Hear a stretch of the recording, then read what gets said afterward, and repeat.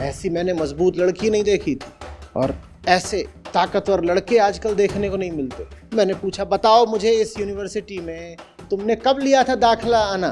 वो बड़ी खुश थी। मैं उसे आना नाम से संबोधित कर रहा था। शायद दुनिया में बहुत कम लोग थे जो उसको आना बोलते थे। उसके चेहरे से जैसे राख झड़ने लग गई। उगते हुए सूरज का तेज उसके चेहरे से विकीर्ण होने लग गया। उसकी आंखों में कुछ चमकने लगा। वो मुस्कुराने लगा। पहली बार उसकी मुस्कुराहट में सहजता थी। इस बार न तंज था न व्यंग था। अब आगे आ ही गए हो तो आगे बढ़ते रहना, रुकना मत। जो तकलीफें मिले इनको मानना कि सच ने प्रसाद दिया है, आशीर्वाद दिया है।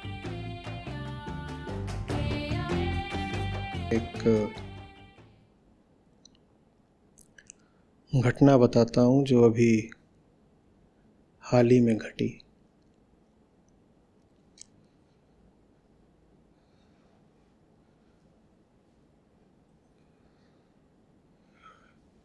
तो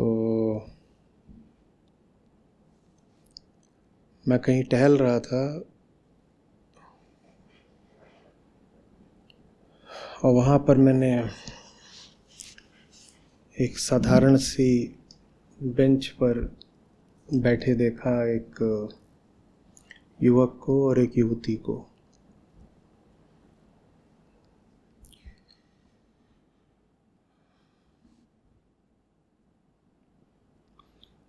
युवक उदास दिख रहा था, युवती हताश दिख रही थी।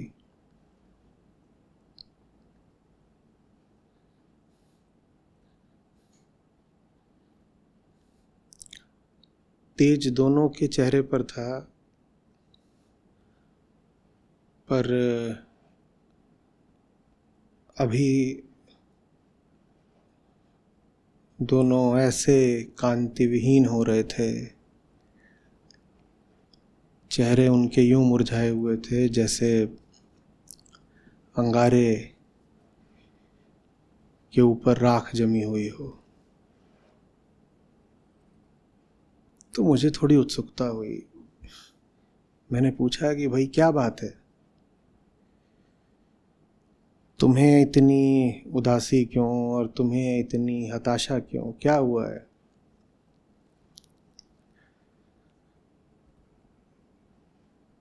युवक बोलता है, नहीं कोई विशेष बात नहीं, मैं कहीं काम करता हूँ। आज वहाँ से मुझे बड़ा स्पष्ट संदेश मिल गया है कि मुझे वहाँ से निकाला जाएगा, मेरा करियर वहाँ नहीं है। मैंने कहा अच्छा, मुझे लगा शायद काम ठीक से नहीं कर पा रहा होगा या और कोई मुद्दा होगा, तो मैंने यूं ही थोड़ा उसको प्रेरणा देने के लिए कह दिया, अच्छा कोई बात नहीं, ज़रूरी नहीं है कि तुम्हें जो आशंका हो रही है वैसा कुछ घटे ही, और अगर नौकरी चली भी जाती है तो दूसरी खोज लेना, बहुत नौकरियां हैं। वो मुस्कुराया। ऐसी मुस्कुराहट जिसके पीछे थोड़ा हास्य होता है, थोड़ा दर्द और थोड़ा व्यंग। अंग्रेजी में इसको कहते हैं राई स्माइल।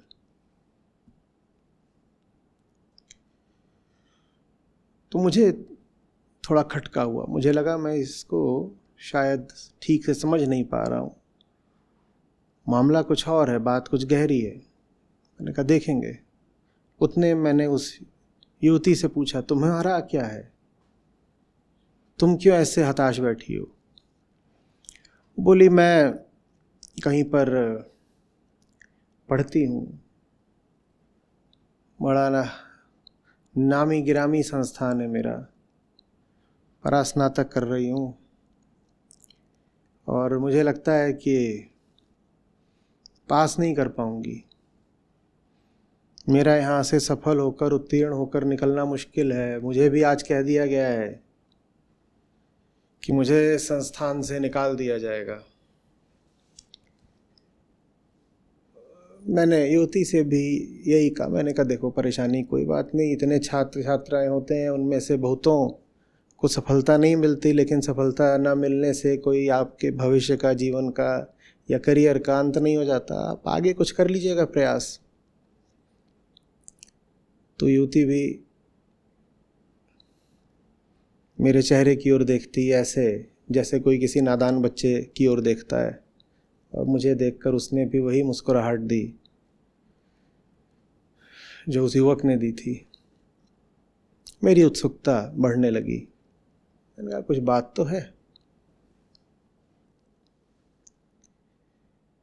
मैंने कहा हुआ क्या है, थोड़ा आगे बढ़ो, बताओ।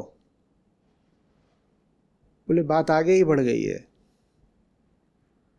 युवक बोला ऐसा नहीं कि मुझे सिर्फ मेरी नौकरी से निकाला जा रहा है, मेरे दोस्त यार सब मुझसे किनारा करने लग गए हैं। मैं उनके दायरों में अब सम्मिलित नहीं हो पाता, मैं उनकी दावतों में शरीक नहीं हो पाता, वो मुझे अब अपना नहीं मानते, उन्हें मैं अब भरोसे का नहीं लगता, मुझे वो अब कहते हैं पराया, अविश्वसनीय। मैंने कहा ऐसा क्या तुम्हारे सभी दोस्तों के साथ हो रहा है? बोले हाँ, बस कुछ के साथ कम, कुछ के साथ ज़्यादा, लेकिन एक परायेपन का और सूनेपन का भाव बढ़ता ही जा रहा है, जैसे मुझे बहिष्कृत कर दिया गया हो। मैंने कहा ये तो नौकरी से निकाले जाने से थोड़ी ज़्यादा खतरनाक बात हो गई, लेकिन चलो कोई बात नहीं, समझते हैं। फिर मैं युवती की ओर मुड़ा, उससे पूछा और तुम? बोली इनके तो दोस्त यार ही इनसे छिटक रहे हैं, मेरा तो घर ही पराया हुआ जा रहा है। मैंने कहा क्या विवाह वगैरह हो रहा है? बोले वो सब कुछ नहीं, घर वाले मुझे ऐसे देखते हैं जैसे मैं कहीं और की हूं, किसी दूसरे घर की हूं, किसी और जगह की, जैसे सड़क की हूं मैं, जैसे हमारे बीच की डोर टूट गई हो, जैसे हम अलग अलग भाषाओं में बात करते हो, जैसे हमें जोड़ने वाला कोई साझा सूत्र ही ना हो, जैसे हम में और हमारे घर वालों में अब कुछ साझा, शेयर्ड, कॉमन एक बचा ही ना हो। जिस मुद्दे पर देखो उसी मुद्दे पर बस भेद है, अलगाव है। वो जैसे किसी और दुनिया के हो गए हैं, और मैं जिस दुनिया में आ गई हूं उस दुनिया की उन्हें खबर भी नहीं है, और उस दुनिया से वो कोई वास्ता रखना भी नहीं चाहते। मैंने फिर दोनों से एक ही प्रश्न पूछा। मैंने कहा तुम्हें तुम्हारे दोस्त यार और सहकर्मी ये सब बहिष्कृत करे दे रहे हैं, और तुम्हें तुम्हारे घर वाले, तुम दोनों बताओ तुमने अपनी ओर से प्रयास करा उन्हें साथ लेकर चलने का? बोले पूरा प्रयास करा है, लेकिन वो हमें, हमारे दोस्त यार, नात रिश्तेदार, परिवार, वो हमें खोने को तैयार है, हमें समझने को तैयार नहीं है। मैंने कहा दिल पर हाथ रखकर बोलो तुमने समझाने की पूरी कोशिश करी है? वो दोनों बोले हाँ हमने पूरा प्रयास करा है। और हम आपको बताएं, शायद हमने उन्हें समझा भी दिया है, क्योंकि बात इतनी जटिल है नहीं कि समझाई ना जाई जा सके। हमने उन्हें समझा भी दिया है, वो समझने को राजी नहीं है, वो समझी हुई चीज के प्रति भी नासमझ रहना चाहते हैं। हम पूरे तरीके से व्यक्त कर चुके हैं, एकदम सरल करके दिखा समझा चुके हैं कि हम क्या कह रहे हैं, हम क्या हो रहे हैं, हम किधर को जा रहे हैं। ये वो जान गए हैं। बात बस इतनी है कि हम जो हो रहे हैं और हम जिधर को जा रहे हैं, हमारे होने से और हमारी दिशाओं से हमारे घर वाले और हमारे मित्र कोई वास्ता, कोई संबंध रखना नहीं चाहते। मैंने कहा बाप रे बाप, कोई बात नहीं, लेकिन ये सब झंझटें बाहरी हैं। नौकरी, कॉलेज, दोस्त यार, रिश्तेदार, परिवार, ये सब बाहर की दुनिया की बात है। अगर आदमी की भीतरी दुनिया स्वस्थ रहे तो बाहर कुछ भी उल्टा पुल्टा चलता रहे वो झेल जाता है। वो दोनों फिर से मुस्कुराने लगे। इस बार तो जैसे हंसी पड़ेंगे। वो बोलते हैं भीतरी दुनिया का हाल अभी ये है कि लड़का बोला, मेरी राजनीति में रुचि होती थी,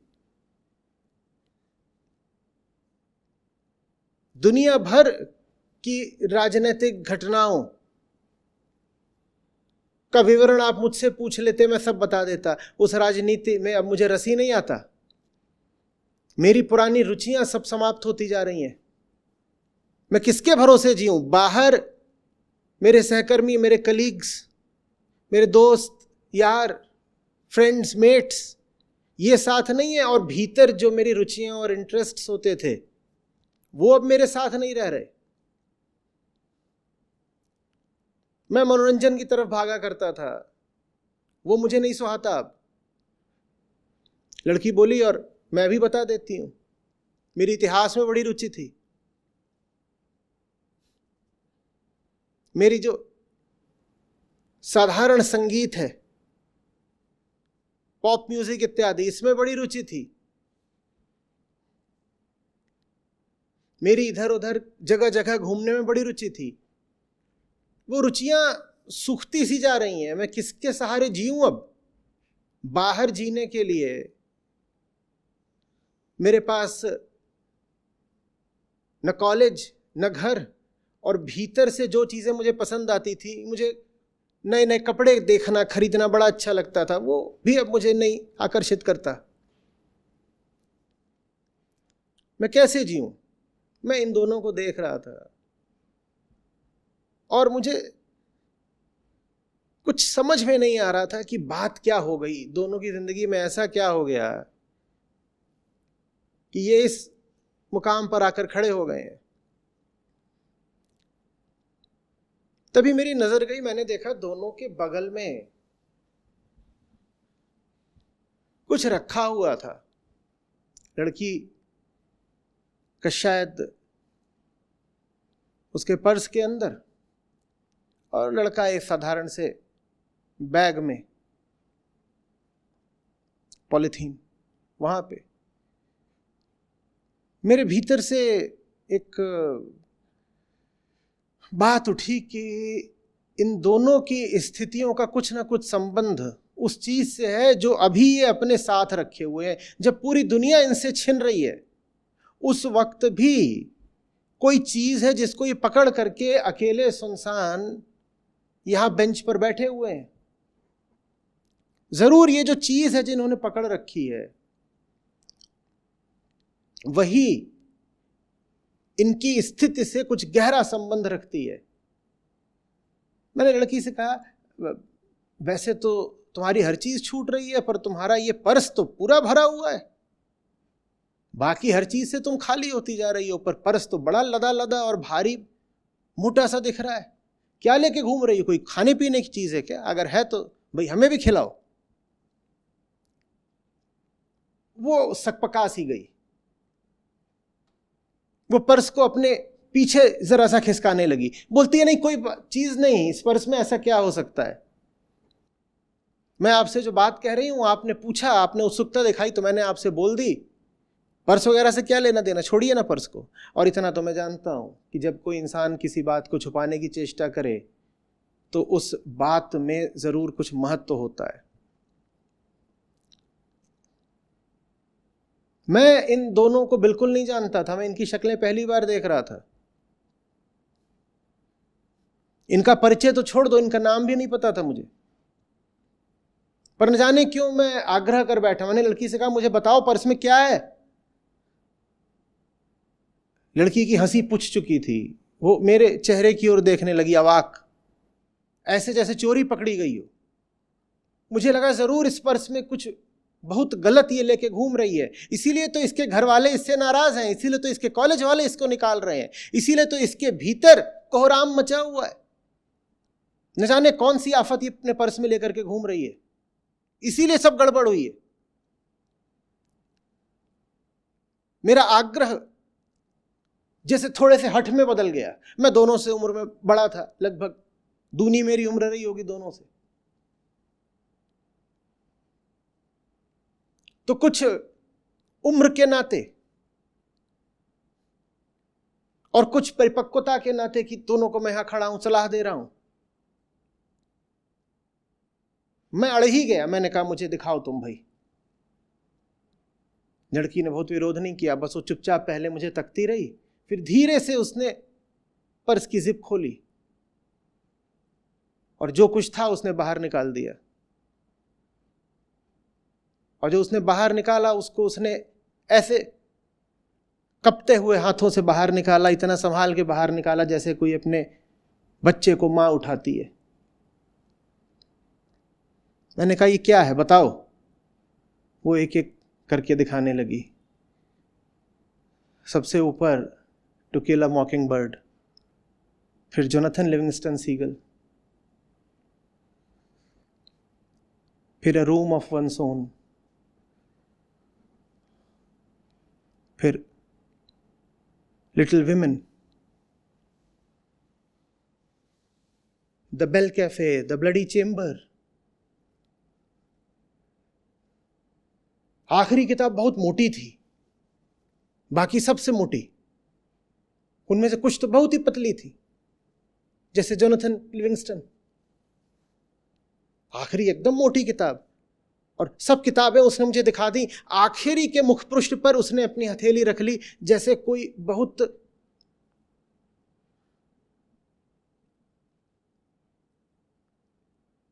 दिली चीज हो, एकदम नाजुक, उसको वो अनावृत ना करना चाहती हो, छुपाना चाहती हो। मैंने कहा ये क्या है, दिखाओ, बोलो। बोली ये मैं हूं, अपनी हथेली हटाते हुए। उस पर लिखा हुआ था आना करेनिना। मैंने कहा आना? बोली हाँ, ये मेरा नाम है, मैं ही आना हूं, मैं ही आना हूं। और ये किताब यही है जिसने मुझे पूरी दुनिया से अलग कर दिया। मेरा नाम आना।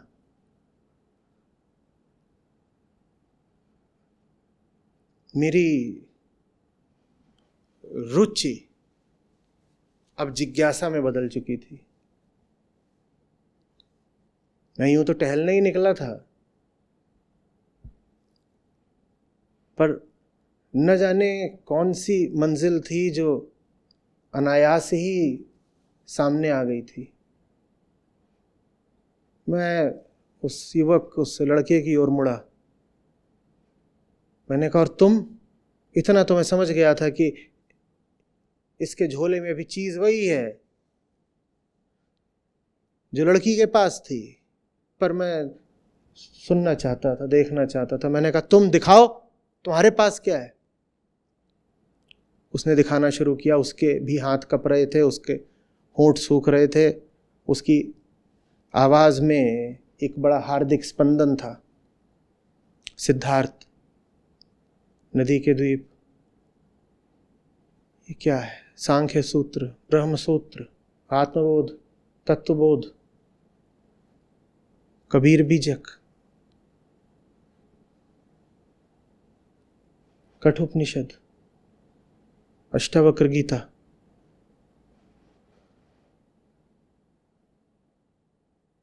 और ठीक वैसे जैसे उस युवती के साथ हुआ था, आखिरी किताब ये युवक भी छुपाने लग गया।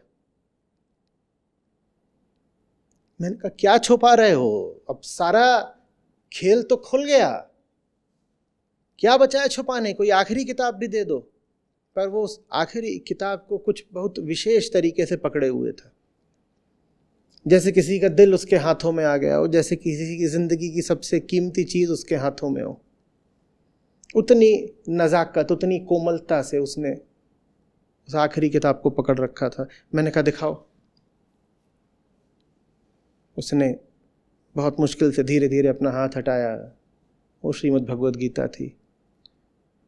मैंने कहा तुम? वो बोला ठीक, आप समझ गए, मैं अर्जुन हूं, मैं अर्जुन हूं। और अर्जुन होने के ही कारण वो सारी आफतें हैं जो आज मुझे झेलनी पड़ रही हैं।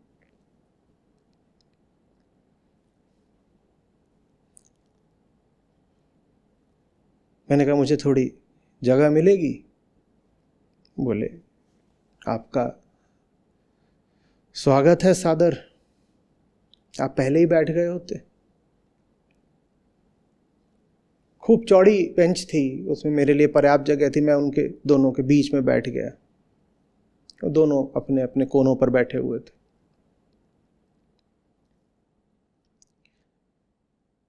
अब मैं उनसे ये भी नहीं कह पा रहा था कि बताओ, क्योंकि उनकी कहानी जैसे खुद ब खुद परत दर परत मेरे सामने खुलने लगी थी। मैं उनसे क्या बोलता कि बताओ।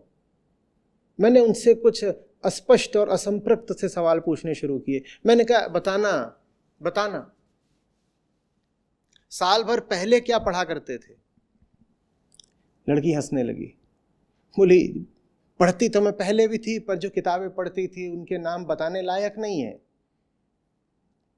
बताना चाहूं भी तो सच ये है सर कि ज्यादातर वो नाम मैं भूल चुकी हूं, भूलती जा रही हूं। आप आग्रह करोगे तो बहुत जोर दे के मुझे याद करना पड़ेगा कि मैं पहले क्या पढ़ा करती थी। ठीक वैसे जैसे कि अब मुझे जोर दे के याद करना पड़ता है कि मैं पहले किन बाजारों में और किन दुकानों में घूमा करती थी। मैंने उस लड़के से पूछा, और तुम साल भर पहले तुम्हारा क्या हाल था? वो बोला मैं पढ़ता कहाँ था, मैं देखता था। मैंने कहा क्या? बोला टीवी, मैं टीवी देखता था। मैंने कहा और क्या देखते थे? बोला मैं वीडियोस देखता था, मैं यूट्यूब देखता था, मैं इंस्टाग्राम देखता था। वहीं देखते देखते तो ये आत्मबोध, ये तत्वबोध, ये सिद्धार्थ, ये कठोपनिषद, ये अष्टावक्र गीता और फिर श्रीमद् भगवद गीता, ये मेरे सामने आ गए न जाने कैसे।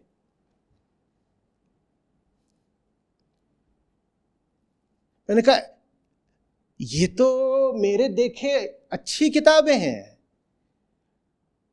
अन्ना कारेनिना बहुत उत्कृष्ट साहित्य है ना अन्ना? अन्ना बोली हाँ। मैंने कहा अर्जुन, श्रीमद् भगवद गीता से कैसे तुम्हारा नुकसान हो गया, बताओ। वो दोनों बोले आप समझ नहीं पा रहे हैं, या आप भी हमारे दोस्त यार रिश्तेदार की तरह हो गए कि समझ के भी ना समझ बन रहे हैं?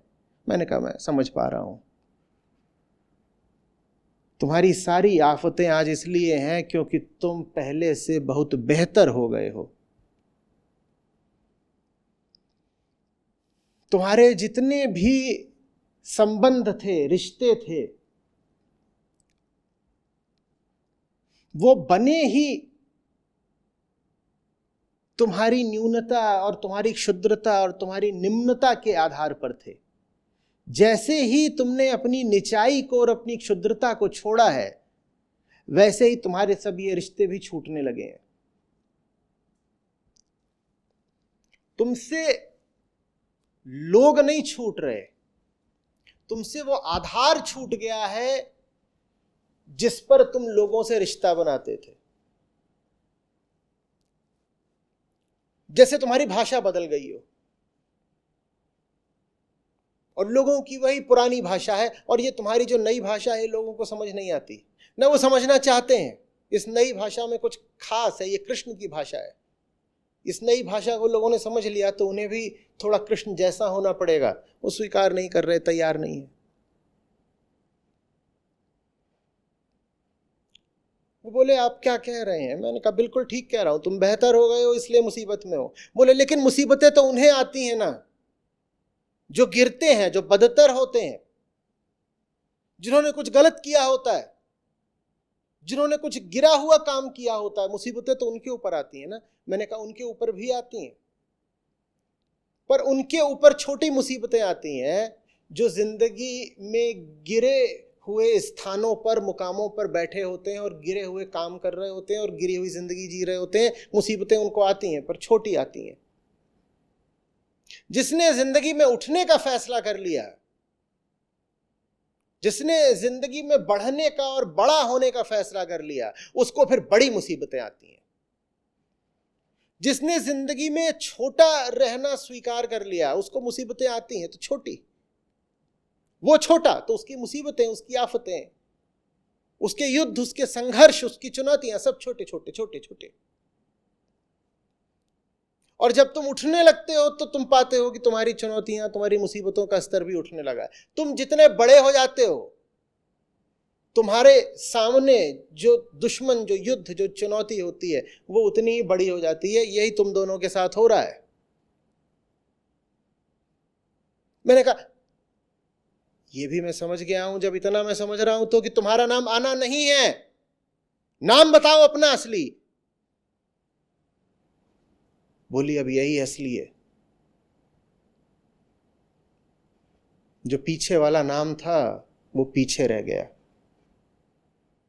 अगर आप सब समझते हो तो क्यों फिर नादानों जैसी बात कर रहे हो हमसे? सर यही मेरा असली नाम है।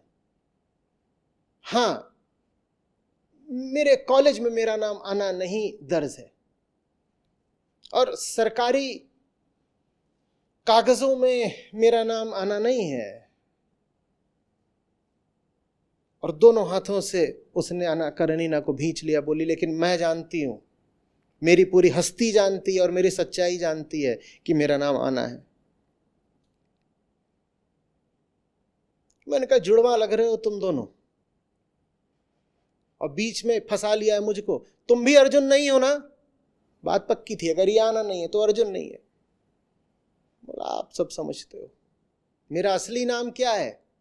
ऐसा नहीं कि मैं भूल गया, पर भूलता जा रहा हूं। और वो जो मेरा नाम है, जो मुझे दुनिया ने दिया था, वो नाम मैं याद भी नहीं रखना चाहता। मेरा नाम तो बस अर्जुन है। और अगर अर्जुन मेरा नाम नहीं तो गीता मेरे काम की नहीं। अगर अर्जुन मेरा नाम नहीं तो कृष्ण से क्या रिश्ता है फिर मेरा? ये आना है, मैं अर्जुन हूं। मैंने कहा भली बात। बोले ये तो बताइए हम करें क्या? मैंने कहा तुम पहले तय कर लो, समझदार तुम ज्यादा हो कि मैं।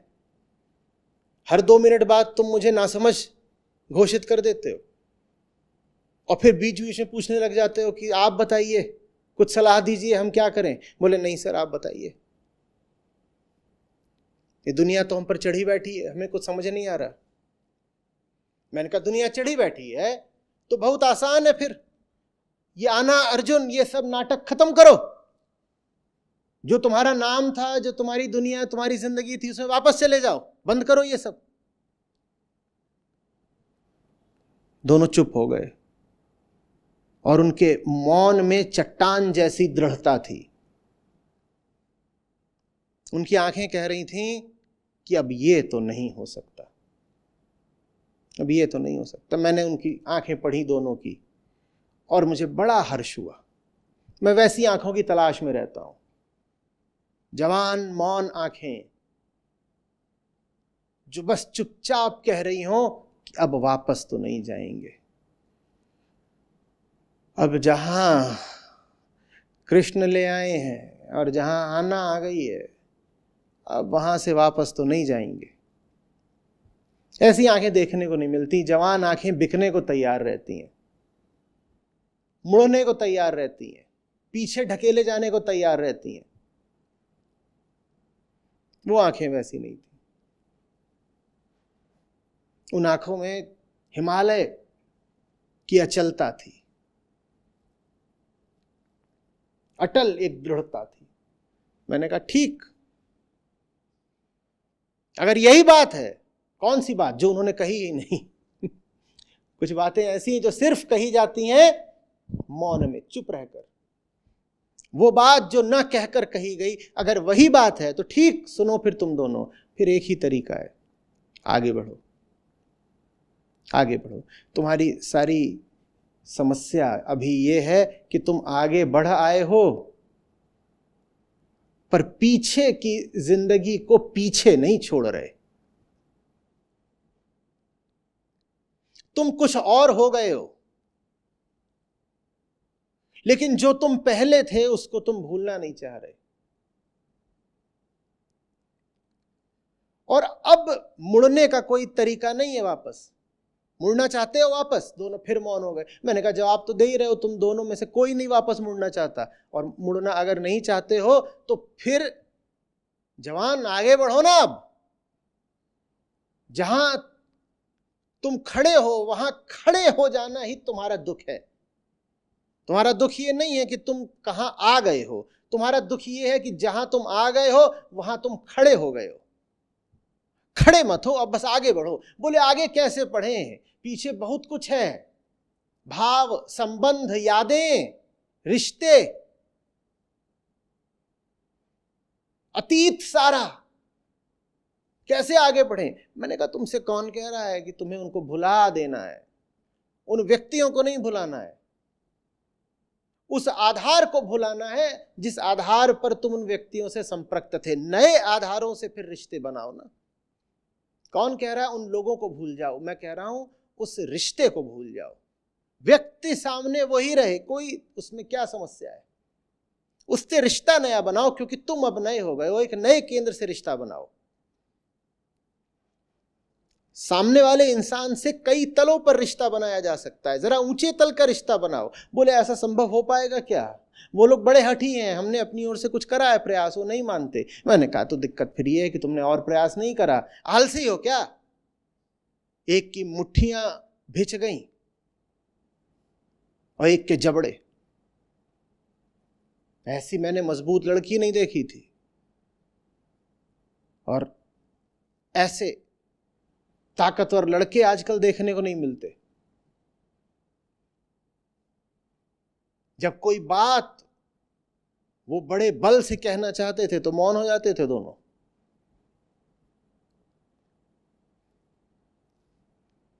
मुझे थोड़ा अजीब तो लग रहा था, क्योंकि ऐसे लोगों से आजकल मुलाकात नहीं होती हुई, लेकिन भीतर बड़ा आनंद भी आ रहा था कि ऐसे मिले तो सही।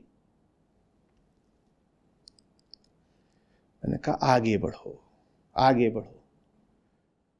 सिर्फ वही यूनिवर्सिटी नहीं है जहां से तुम्हें निकाला जा रहा है, जहां के लोग तुम्हें स्वीकार नहीं करते। मैंने पूछा बताओ मुझे इस यूनिवर्सिटी में तुमने कब लिया था दाखला आना। वो बड़ी खुश थी, मैं उसे आना नाम से संबोधित कर रहा था। शायद दुनिया में बहुत कम लोग थे जो उसको आना बोलते थे, बाकी तो कोई न जाने किस नाम से बुलाता हो उसको, पता नहीं। यूं ही बच्चियां पैदा होती हैं, हम तो कुछ भी उनको नाम दे देते हैं। पलक, पाखुड़ी, प्रिया, राखी, रीता, मीता।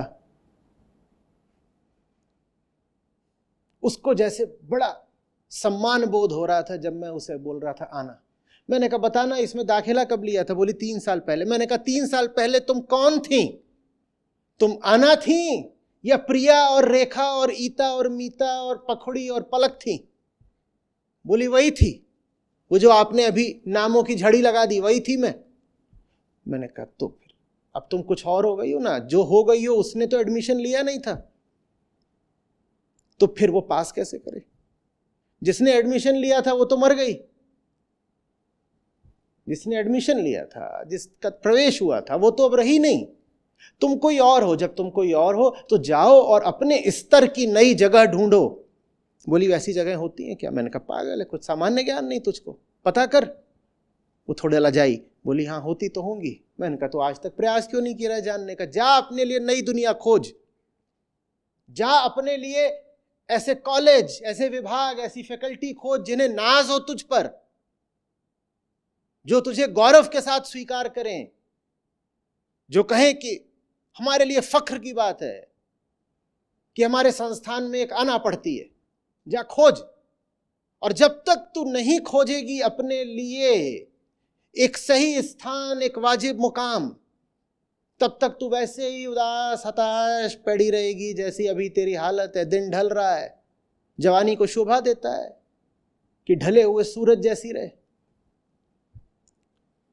उसके चेहरे से जैसे राख झड़ने लग गई, उगते हुए सूरज का तेज उसके चेहरे से विकीर्ण होने लगा, उसकी आंखों में कुछ चमकने लगा। मैंने कहा ठीक, इधर तो बात बनने लगी। जरा योद्धा की ओर मुड़े अर्जुन। मैंने कहा तुम बताओ भाई तुम्हारा असली नाम क्या है। बोला ऐसा है कि मैं अपनी जबान पे नहीं लाना चाहता। मैंने कहा क्यों। बोला जानते नहीं आप, लक्की विक्की कितने तरीके के नाम होते हैं। जो अर्जुन हो गया वो बर्दाश्त कैसे करेगा कोई उसको लक्की विक्की चिक्की चंकी बोले? ना मैं लक्की हूं, ना विक्की हूं, ना चिक्की हूं, ना चंकी हूं, मैं अर्जुन हूं।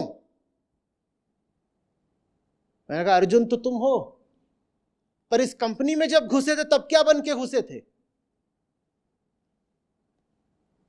बोला विक्की माथुर। मैंने कहा विक्की माथुर कहां है? वो बोला बहुत पीछे छूट गया।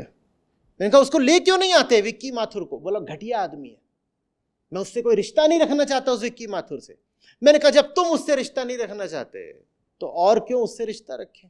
और ऐसों से तुम रिश्ता रखना चाहोगे क्या जो विक्की माथुर से ही रिश्ता रख सकते हैं सिर्फ? बोला नहीं। मैंने कहा जो विक्की माथुर से ही रिश्ता रख सकता हो वो कैसा होगा? बोला विक्की माथुर जैसा होगा। मैंने कहा विक्की माथुर कैसा है? बोला ऐसा है कि मैं उसे पीछे छोड़ आया। मैंने कहा तो फिर जो विक्की माथुर से ही रिश्ता रखते हैं उनको तुम काहे नहीं पीछे छोड़ाते? वो चुप हो गया। बोला बात तो बहुत सीधी है पर हमें नहीं समझ में आ रही थी। मैंने कहा तभी तो मैं तुम्हारे बीच में आके बैठा हूं बेंच पे।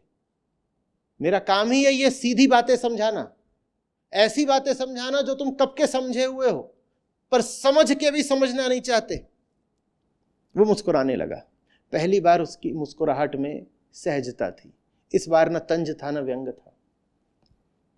मैंने कहा ये अकेली कंपनी है जहां तुम काम करते हो? बोला नहीं बहुत कंपनी है। मैंने कहा तुम्हारा एक सेक्टर है, इसी सेक्टर में काम करना है? बोला नहीं ये जो सेक्टर है इसमें तो शोषण है, हिंसा है, लालच है। मैंने कहा तो और आगे बढ़ो ना, तलाशो। थोड़ा चुप हुआ। मैंने कहा मेहनत लगेगी ना? बोला हाँ मेहनत लगेगी। मैंने कहा और क्या होगा? वो कुछ बोला नहीं। मैंने कहा और कहीं जाओगे पैसा कम मिलेगा? बोला हाँ। मैंने कहा परवाह करते हो इन बातों की? बोला नहीं। मैंने कहा तो उदास क्यों बैठे हो? क्यों उदास बैठे हो? बोला बस पता नहीं, आदत हो गई थी उन दोस्तों की, उन सहकर्मियों की, उन कलीग्स की जो अब मुझे ठुकराते हैं और ताने मारते हैं और मेरे पीठ पीछे मेरी हंसी उड़ाते हैं। आदत हो गई थी। मैंने कहा तो फिर जो सच का हो गया, जो अर्जुन होने लगा, उसको आदतें तो अपनी छोड़नी पड़ेंगी ना। गीता उनको नहीं मिल सकती जिन्हें आदतें कृष्ण से ज्यादा प्यारी हैं। बोला आप ये जितनी बातें बोल रहे हैं ऐसा लग रहा है ये सब तो मैं जानता हूं। मैंने कहा तो बातें ही इतनी सहज है, सत्य क्या किसी के लिए पराया होता है? और ये जो बातें हैं मैं ये तुम जैसे जवान लोगों को इतनी आसानी से समझा भी इसीलिए पाता हूं क्योंकि मैं तुम्हें कुछ नया बता ही नहीं रहा हूं। मैं जो तुम्हें बता रहा हूं वो तुम्हारे ही दिल की बात है। वो बात तुम बहुत पहले से जानते हो, बस जानी हुई उस बात को तुम स्वीकार नहीं कर रहे थे। मैं एक माहौल बनाता हूं, मैं कुछ बल दिलाता हूं, तुम उस बात को स्वीकार करने लग जाते हो। बोला हाँ आपकी बात तो ठीक है। मैंने कहा और ये तुम लोगों ने जो रोना लगा रखा है, ये बोलती है कि पुराना जो मैं देखा करती थी फिल्में वगैरह वो नहीं मन करता, जो शॉपिंग करा करती थी वो नहीं मन करता, जो घूमती फिरती थी वो नहीं मन करता। और ये कह रहे हैं कि ये जिस प्रकार के नॉवेल पढ़ा करते थे इनका नहीं मन करता। तो वही पढ़ोगे क्या जो पहले हमेशा पढ़ते आए हो, या और कुछ ऊंचा भी हो सकता है पढ़ने के लिए? दोनों ने अपनी अपनी किताबों के बंडल पे हाथ रख दिया। बोले वो तो हम जानते हैं, कुछ ऊंचा बिल्कुल हो सकता है। मैंने कहा तुम वहीं घूमती रहोगी क्या जहां आज तक घूमती आई थी, या और भी बेहतर जगहें हो सकती हैं और कारण हो सकते हैं घूमने के? बोली हाँ बेहतर जगहें भी हो सकती हैं, कारण भी हो सकते हैं। आधी जगहों पर तो मैं इसलिए जाती थी कि वहां दोस्त यारों की शादियां होती थी। अच्छी जगहों पर भी गई हूं पर इसीलिए गई हूं कि कहीं पार्टी है, कहीं शादी है, कहीं कुछ और मौज उड़ रही है। अब वैसी जगहों पर तो मैं जा नहीं सकती। मैंने कहा तो फिर इतनी बड़ी पृथ्वी है, तुम्हें अगर घूमना ही है तो घूमने फिरने के समुचित कारण ढूंढो, सही वजह से यात्राएं करो। बोली हाँ ये अच्छा लग रहा है, यात्रा भी होगी और उस यात्रा के पीछे एक सही कारण भी होगा। मैंने कहा तो फिर यहाँ बेंच पर यूं बैठ जाने से थोड़ी कुछ होता है, आना। इस बार मैंने थोड़ा सा व्यंग करा था। मैंने कहा था नाम तो रख रही है अब आना और दे रही है बहाना, ऐसे ही थोड़ी चलेगा। इतने में अर्जुन जान गया कि अब उसको पड़ा है व्यंग तो मुझे भी पड़ेगा, तो वो पहले ही तैयार होने लग गया। मैंने कहा छोड़ दे, जो तैयार हो जाए उसको कुछ नहीं करता मैं वार। दोनों ने पहली बार मेरी ओर एक विनम्र और अनुग्रह भरी नजर से देखा। आगे कुछ कहने सुनने की बहुत जरूरत नहीं थी। मैं चुपचाप उठा और वहां से चला आया। आना को अपनी जिंदगी जीनी है और अर्जुन को अपनी। उनकी जिंदगियों में उनका अपना सच रहे इतना पर्याप्त है। और जब सच जिंदगी में आता है तो झूठ का आपने पूरा जो संसार और कारोबार खड़ा कर रखा होता है वो बिखरता है। वो इसलिए नहीं बिखरा क्योंकि आपसे कुछ गलत हो गया है, वो इसलिए बिखर रहा है क्योंकि अब आप कुछ सही करने लगे हैं। ये अच्छे समझिएगा, अपने आप को दोषी मत ठहराने लगिएगा। जो लोग सच्चाई की और मुक्ति की राह चलते हैं उनको तकलीफें आनी शुरू हो जाती हैं, बड़ी बड़ी तकलीफें आनी शुरू हो जाती हैं, और उनकी पूरी पुरानी व्यवस्था और संसार और ढर्रे सब चरमराने लग जाते हैं। जब उन्हें तकलीफ़ें आती हैं और उनके पुराने ढर्रे और पुरानी इमारतें गिरने लगती हैं तो उन्हें कई बार लगता है कि उनसे कुछ गलती हो गई है। उन्हें लगता है सच ही गुनहगार है। उन्हें लगता है उन्होंने गलती कर दी सच के साथ चल के। नहीं, आपने ये गलत इंटरप्रिटेशन निष्कर्ष निकाल लिया। नहीं नहीं नहीं, अगर पुराना टूट रहा है तो इसकी वजह यह है कि पुराना इस लायक नहीं था कि आगे चल सकता।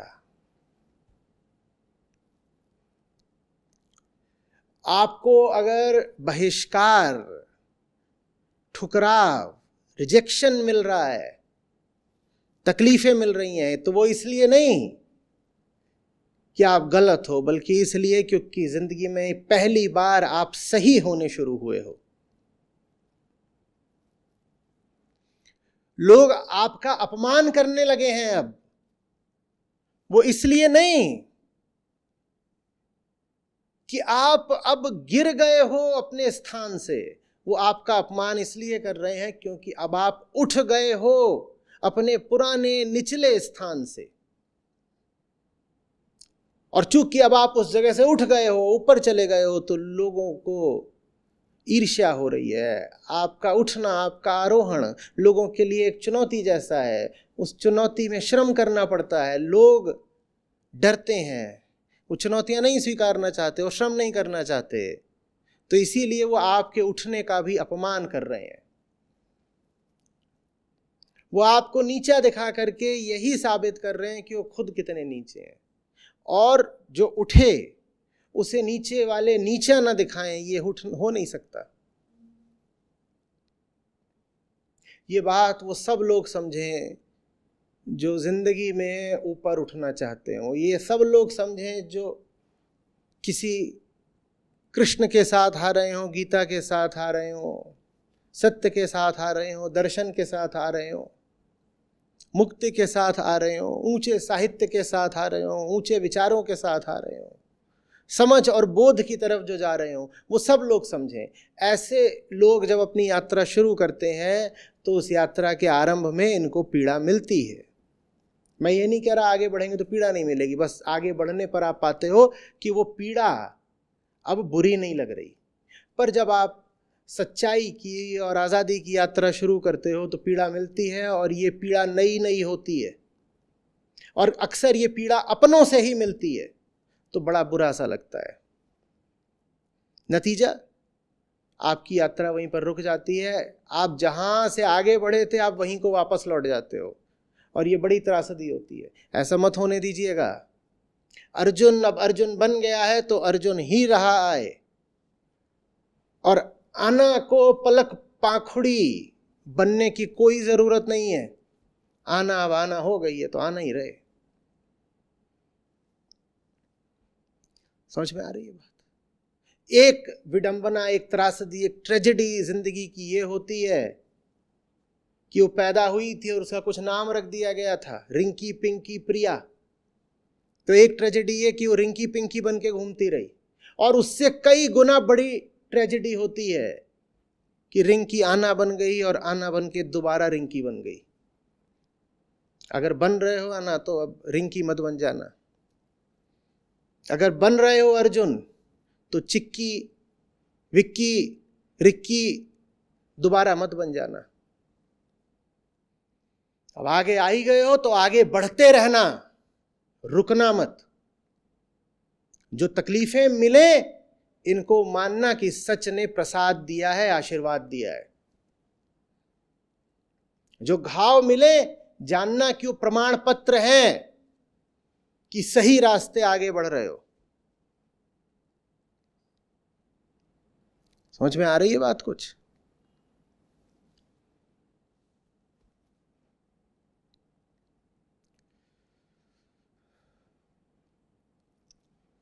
अब इसके बाद आज के श्लोक को समझना एकदम सहज हो जाएगा। नचिकेता विचार कर रहा है, बालक है इसलिए कर रहा है बोल रहे हैं, नहीं तो मैंने पिछली बार कहा था कि पिता के सामने तो नचिकेता गुरु नचिकेता हैं, लेकिन अभी बालक होने के नाते मैं बोले दे रहा हूं, मैं नचिकेता है ऐसे बोल रहा हूं। इसको आप ये ना मान लीजिएगा कि इससे नचिकेता का स्थान या सम्मान पता चलता है।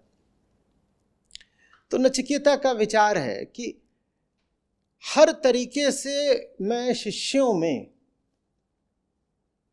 या तो पहली कोटि का रहा हूं या दूसरी कोटि का रहा हूं, तो किस नाते फिर मुझे, किस वजह से मुझे फिर पिता ने ऐसा श्राप दे दिया?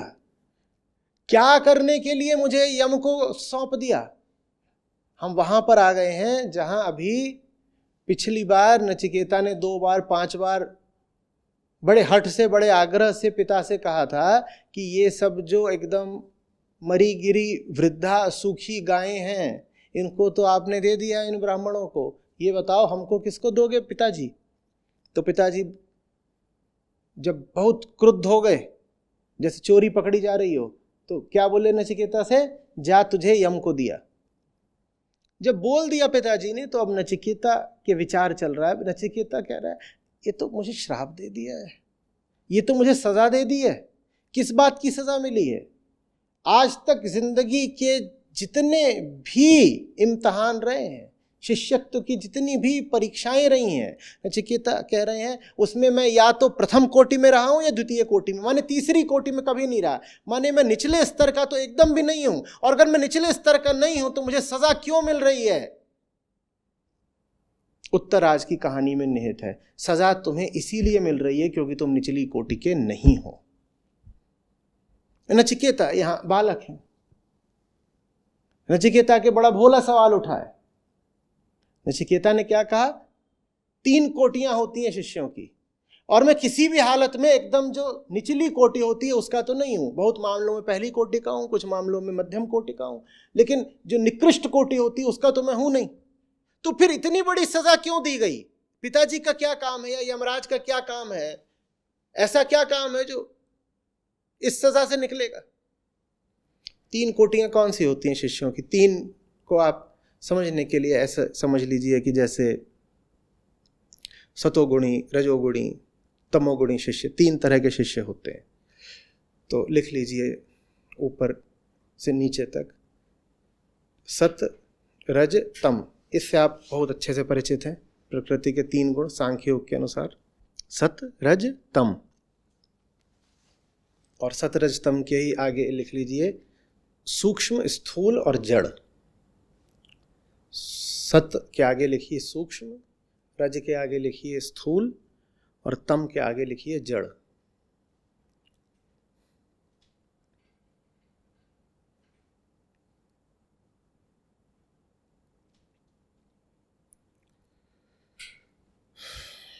ठीक। तो जो सतोगुणी शिष्य होता है उसका जो संबंध होता है वो होता है गुरु के मौन से। तो वहां जहां आपने सूक्ष्म लिखा उसके आगे लिख दीजिए मौन। मौन सूक्ष्मतम होता है, उसका संबंध गुरु के मौन से होता है। गुरु उससे बहुत बात वगैरह नहीं करते, वो बस आता है, चुपचाप बैठ जाता है गुरु के पास, इतने में उसका शिक्षण हो जाता है। वो बस चुपचाप बैठा करता है, वो बैठना पर्याप्त है। जो रजोगुणी होता है उसका संबंध होता है शब्द से। शब्द क्या आगे लिख दीजिए? आज्ञा, निर्देश। निर्देश, उसको बताओ तो करता है, वो मौन नहीं समझता, उसको निर्देश देने पड़ते हैं, समझाना पड़ता है, पर समझाओ तो समझ जाता है। और जो नीचे है तमोगुणी शिष्य, ये इसका गुरु से कोई संबंध ही नहीं होता, इसको कितना भी समझा लो ये नहीं समझता। कहें कबीर कारी चादर कैसे चाढ़े रंग, ये वो शिष्य है कि जैसे काली चद्दर पे रंग नहीं चढ़ता, वैसे ही ऐसे शिष्यों कितना भी समझाओ वो ढाक के तीन पात, इन्हें कोई फर्क नहीं पड़ता। तो ये सबसे निचली कोटि के शिष्य होते हैं, तीन तरह के हो गए। तो नचिकेता यहां पर कह रहे कि मैं सबसे निचली कोटि का तो किसी हाल में नहीं, जितनी भी परीक्षाएं हुई हैं उनमें किसी में मैं प्रथम स्थान पर रहा हूं, किसी में मैं द्वितीय स्थान माने मध्यम कोटि का रहा हूं, तो माने अच्छा ही शिष्य हूं। अगर अच्छा शिष्य हूं तो ये मेरे साथ अभी क्यों हुआ?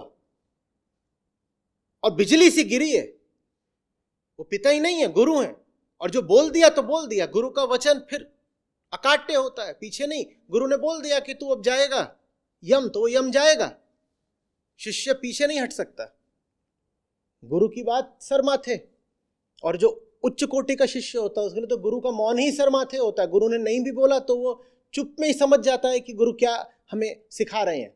और यहां तो बोल ही दिया गया है सीधे सीधे, जा तुझे यम को दिया, बोल दिया। तो ये तो बात अब पत्थर की लकीर हो गई। और नचिकेता अवाक खड़े हैं, झटका सा, सदमा, ये क्या हो गया? आश्चर्य। तो उसी आश्चर्य की, उसी विस्मय की अभिव्यक्ति आज हो रही है। नचिकेता कह रहे हैं कि मैं या तो प्रथम श्रेणी का हूं या मध्यम श्रेणी का हूं, फिर पिताजी ने ऐसा क्यों कहा? ऐसा कौन सा काम है, माने कर्तव्य है, कर्तव्य माने जो काम अभी करना है आगे, ऐसा अभी कौन सा काम बचा हुआ है जो पिताजी और यम के मध्य पूरा होगा मुझे दे करके? ये क्या हो गया? ये हमेशा से होता रहा है। जो नचिकेता जैसे हो जाते हैं उन्हें पूरा ये समाज, पूरी ये व्यवस्था, यहाँ तक कि उनका परिवार भी यम के ही हवाले कर देता है। और जो निकृष्ट कोटि के होते हैं उन्हें सर माथे बैठाया जाता है। ये मानवता का इतिहास रहा है।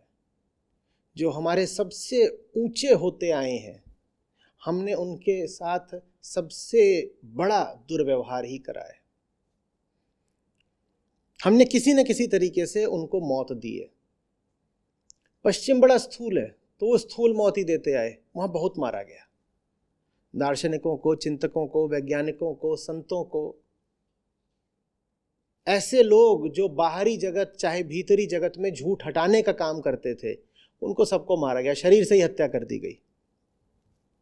आपको मालूम है, जिसको हम कहते हैं एनलाइटनमेंट, तो एनलाइटनमेंट हम ऐसे समझते हैं कि भाई सबसे ज़्यादा उसका काम फ्रांस में रहा, यूरोपियन एनलाइटनमेंट जो था। हम ऐसा समझते हैं कि उसमें जितने विचारक थे, दार्शनिक थे, वो सब आगे आगे आए, उन्होंने नेतृत्व अपने हाथ में लिया और चर्च को हटाया गया और राजा की सत्ता को हटाया गया, और ये सब लोग फिर आगे बढ़ गए और इनको बड़ा सम्मान मिला होगा सब दार्शनिकों को। दार्शनिकों को सम्मान नहीं मिला था, बहुत सारे दार्शनिकों को मौत मिली थी, और वो जो मौत थी वो उन्हें राजा ने नहीं दी थी, वो मौत उन्हें उसी भीड़ ने दी थी जिसका वे नेतृत्व करके एनलाइटनमेंट लाना चाहते थे। एनलाइटनमेंट से आशय, जो यूरोपियन क्रांतियाँ हुई थी उनमें आशय एनलाइटनमेंट से मोक्ष या निर्वाण नहीं होता। एनलाइटनमेंट से अर्थ होता है मानसिक प्रकाश, मन की जागृति, मन का खुलना, फ्रीडम ऑफ माइंड, वो एनलाइटनमेंट है। तो बहुत सारे ये दार्शनिक ये मारे गए उसी भीड़ के हाथों जिस भीड़ को ये आज़ादी दिलाना चाहते थे। जो आखिरी फेज है फ्रेंच रिवॉल्यूशन का, वो पूरा मॉब फ्रेंजी का है, जिसमें भीड़ बेकाबू हो रही है। और भीड़ किसको मार रही है? भीड़ उन्हीं लोगों को मार रही है जो भीड़ को कुछ रोशनी, कुछ रास्ता दिखाना चाहते हैं।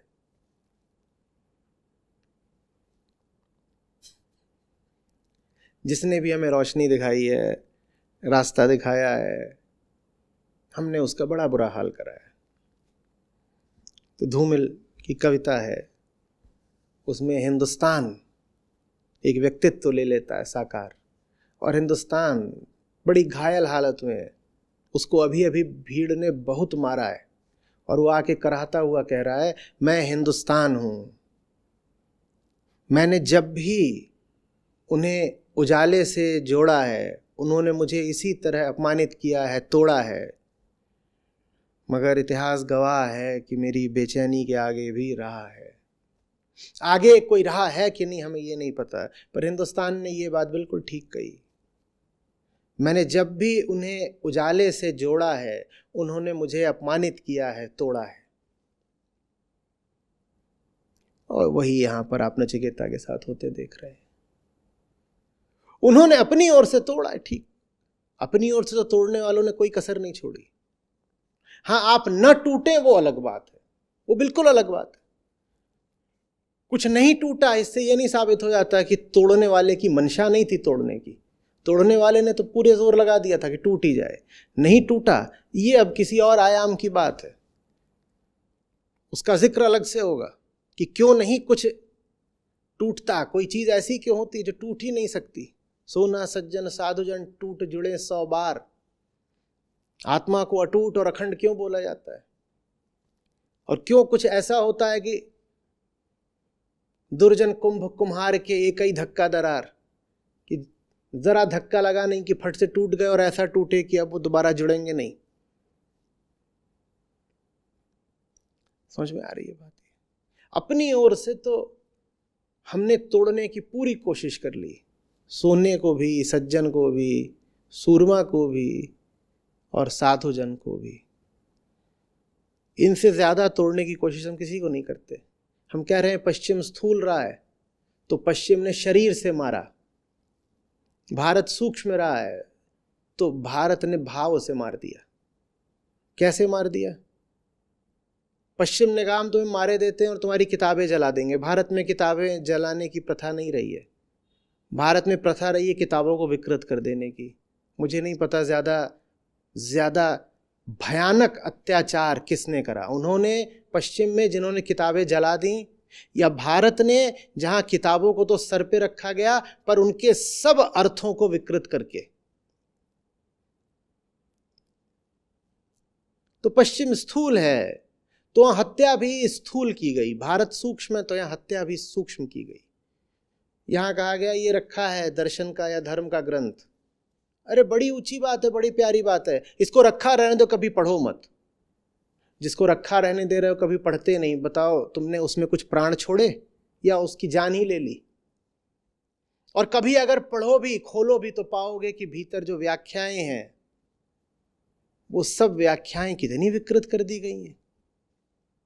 और जो व्याख्या जितनी विकृत होती है उतनी प्रचलित हो जाती है, क्योंकि जितनी विकृत होती है उतनी वो लोकानुकूल बन जाती है, लोगों द्वारा उतनी वो स्वीकृत हो जाती है, क्योंकि वो लोगों जैसी हो जाती है व्याख्या। जब लोगों का स्तर वही व्याख्या का स्तर, तो लोग उसे स्वीकार कर लेते हैं। फिर तो मैंने जब भी उन्हें उजाले से जोड़ा है, उन्होंने मुझे इसी तरह अपमानित किया है, तोड़ा है। बहुत वो सुंदर है। और हिंदुस्तान आकर के जिससे बात कर रहा है उससे कह रहा है रुको मत, मेरा क्या होगा सोचो मत, तुम आगे बढ़ो। लाखों हैं जो तुम्हारे इंतजार में खड़े हैं। लाखों हैं जो तुम्हारे इंतजार में खड़े हैं। न जाने किससे वो बात कही थी धूमिल के हिंदुस्तान ने, पर सुन मैंने ली। और मैं बस 17-18 वर्ष का था जब वो बात मैंने सुन ली, और ये बहुत सारी बातें मैंने अपने हॉस्टल के कमरे की दीवार पे ही लिख डाली थी। कुछ बातें टैगोर की, कुछ बातें धूमिल की, कुछ बातें गीता से।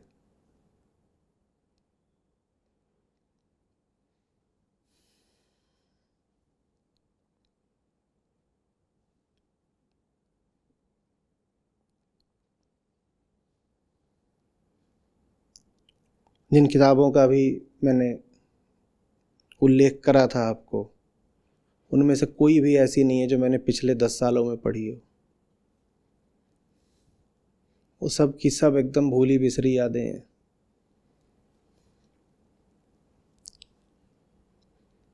कुछ स्कूल के समय, कुछ कॉलेज के समय,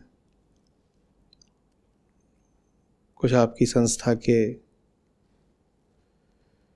बनने से पहले की।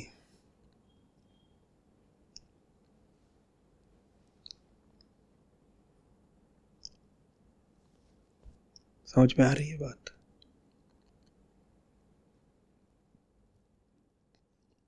ये दुनिया बड़ी उल्टी है। अभी आप आगे बढ़ोगे ना, पहुंचोगे जब 15वें अध्याय में, वहां कृष्ण कहेंगे एकदम उल्टी है दुनिया। कहेंगे दुनिया एक उल्टा पेड़ है जिसमें जड़ें ऊपर को होती हैं और पत्तियां, शाखाएं सब नीचे। दुनिया एकदम उल्टी है। यहाँ के नियम उल्टे चलते हैं। यहाँ जो सबसे ऊंचे होते हैं उन्हें सबसे ज्यादा तकलीफों का सामना करना पड़ता है, और जो सबसे साधारण और औसत होते हैं, एकदम निम्न और निकृष्ट, उनकी बड़ी मौज रहती है। दुनिया बड़ी गजब है। जैसे प्रकृति का नियम ही यही है कि जो सबसे जड़ हो उसको सबसे आगे बढ़ाओ, और जब चेतना को आगे बढ़ाना पड़ता है तब धर्म युद्ध करना पड़ता है। जड़ अपने आप आगे बढ़ जाता है। पूरा कुरुक्षेत्र क्या है? जड़ के खिलाफ चेतना को जिताना है, और उसमें बड़ी मेहनत लग रही है। वो मेहनत ना करो तो जड़ तो अपने आप जीत जाएगा, डिफॉल्ट है। कृष्ण अपनी ओर से जोर न लगाएं कि आ गया मैं, धर्म की हानि हो रही है तो आ गया मैं। अपनी ओर से जोर न लगाएं तो डिफॉल्ट तो यही है, तय पहले से यही है कि जड़ता ही जीतेगी। तो जब भी इस दुनिया में चेतना उठती है उसको तकलीफों का सामना करना पड़ता है, क्योंकि जीवन की विधि कुछ ऐसी है कि यहाँ जड़ता को ही आगे बढ़ना है। जड़ता ऐसे आगे बढ़ेगी जैसे पहाड़ की ढलान से पानी आगे बढ़ता है, कोई उसको वहां पर तकलीफ नहीं, श्रम नहीं। और चेतना को ऐसे आगे बढ़ना पड़ेगा जैसे पर्वत पर पर्वतारोही चढ़ता है, बड़ा श्रम, बड़ी तकलीफ। पानी तो जड़ है, ढलान पे नीचे अपने आप बह आएगा, लेकिन पर्वतारोही को शिखर पर जाना है तो उसे साहस भी दिखाना पड़ेगा, श्रम भी। समझ में आ रही है बात? तो मामला हमेशा उनके खिलाफ रहेगा जो चैतन्य हैं, जो आना है, जो अर्जुन है, उनके खिलाफ ही रहेगा मामला। लेकिन फिर भी कुछ होते हैं जो ऊपर उठने को ही चुनते हैं। कहते हैं नीचे गिरना आसान है, पर हमें गिरना नहीं नीचे, हमें ऊपर उठना है। और यही वो जो ऊपर उठने को चुनते हैं, यही है वो जिनकी बदौलत मानवता आज किसी तरह बची हुई है। हम अपने आप को मानव कह पा रहे हैं, नहीं तो मानव में और पशु में कोई अंतर नहीं। आज अगर हम इंसान हैं तो उन चंद मुट्ठी भर लोगों की बदौलत जिन्होंने नीचे गिरना नहीं, ऊपर उठना स्वीकार किया। बाकी ये जो करोड़ों अरबों हैं, हो गए और आगे भी होंगे,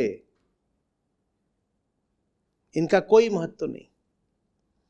ये वैसे ही हैं जैसे बारिश के मौसम के कीड़े आते हैं, अपना प्राकृतिक जीवन जीते हैं, फिर जाकर के किसी दिए में, किसी बल्ब में भस्म हो जाते हैं। न इनके जीवन का कोई महत्व, न इनकी मौत की कोई सिग्निफिकेंस। समाज से कुछ बहुत अच्छा ऊंचा पाने की उम्मीद मत रखना,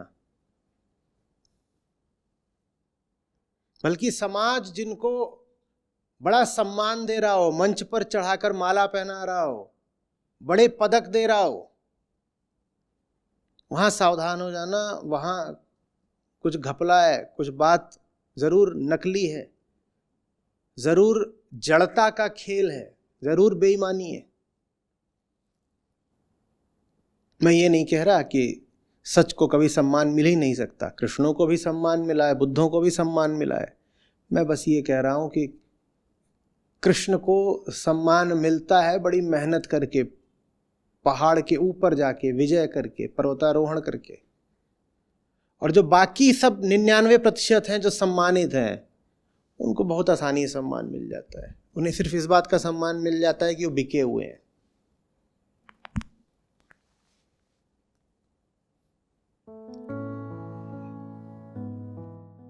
नमस्कार, मैं आचार्य जी का बाल शिष्य अर्नव्या।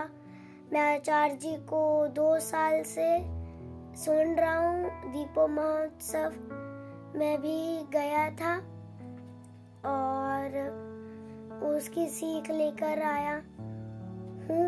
बाहर दीपक जलाने से पहले अंदर एक ज्ञान का दीपक जलाना है। मैं प्रतिदिन रोज 5 किलोमीटर दूर जाता हूँ साइकिल से। और मैं खेलता हूँ, मैं नाचता हूँ, मैं गाता हूँ, मैं स्विमिंग करता हूँ। मैं वीगन हूँ और घायल पशु की सहायता करता हूँ। मैं ना ही डरता हूँ। जब मैं आचार्य जी से जुड़ा था तो फिर अब मैं लालच को भी समझ गया और मैं लालच के पीछे भी नहीं भागता हूँ। और मेरे 100 में से 100 नंबर आते हैं। उसके पीछे का कारण है आत्मज्ञान के प्रकाश में अंधकारम सब त्याग दो, निराश हो निर्वम बनो, ताप रहित बस युद्ध हो, ताप रहित बस युद्ध हो। Thank you.